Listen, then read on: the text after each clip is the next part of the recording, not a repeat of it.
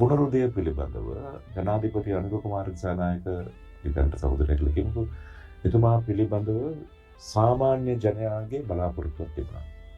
බලාපොරොත්තුවේ හේතුව එතුමා නිව්දිල්ලි ගිය වෙලාවේ මමත් නිව්දිල්ලි.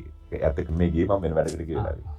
මොනුත් ඒ දවස් පුරාම නිව්දිල්ලියේ තියෙන ඉන්දියාවේ තියෙන සියලුම නාලිකාවල එතුමාගේ පැමිණීම පිළිතුරු ආවිල්ලා බලන්න. එක මොහොතකදී රතුපලස දිගේ යනවා. හමුදා ආචාර්ය ගන්නවා. මට කඳුළු ආවා. පක්ෂ කඳවුරු ඒ පත්තරේ කියන්නකෝ. පාර්ලිමේන්තුවේ ඉඳි තෝ මගේ හොඳ මිතුරෙක්. මොකද මට කඳුළු ආවේ? මගේ පන්තියේ එකෙක් මේ.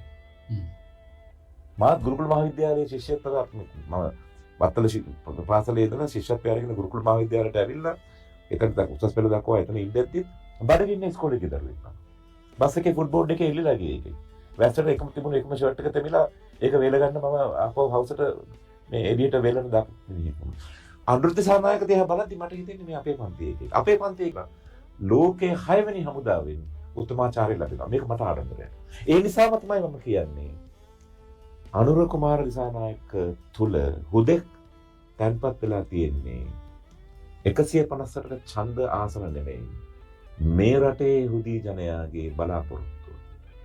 යම්මෝ විදිහක 56 දී සිංහල බෞද්ධ සහ ලාංකික ජනයා බලාපොරොත්තු වන සංස්කෘතික විප්ලවයක් පුරා මේ රාජ්‍ය ගොඩනගමු කියලා ඒ හා සමාන මම හිතනවා ඊටත් වඩා ජනසහභාගීත්වයේ තියෙන. මොකද ඒක පොඩ්ඩක් එලීට්. මැදපන්තියේ ජෝර්ජ් කීක්ලත් එක්ක වෙච්ච වැඩක් ඒක. මේක දෛනික අපි ලක්ෂ 9ක් ට්‍රයිෂෝ දුවනවා පාරේ ලංකාවේ දැනට. ඒ ට්‍රයිෂෝ දුවන බහුතරයක් තරුණ දරුවෝ මැදපන්තියේ පිරිමි. ඒගොල්ලන්ගේ අභිලාෂයන්, ඒගොල්ලන්ගේ දුවදරුවෝ කියන මේ සාමාන්‍ය මිනිසාගේ ප්‍රාර්ථනය තමයි අනුර කුමාර කරමත තියාගෙන ඉන්නේ. කඳුළු වලින් පිරුණු වීදුරු භාජනයක් වගේ මේක. මේක ඉස්සරහට ගෙනිච්ච නැත්තම් ප්‍රජාතන්ත්‍රවාදයේ පිළිබඳව රාජ්‍ය පිළිබඳව තියෙන විශ්වාසය අඩි මට්ටමින් කඩාවැටෙනවා.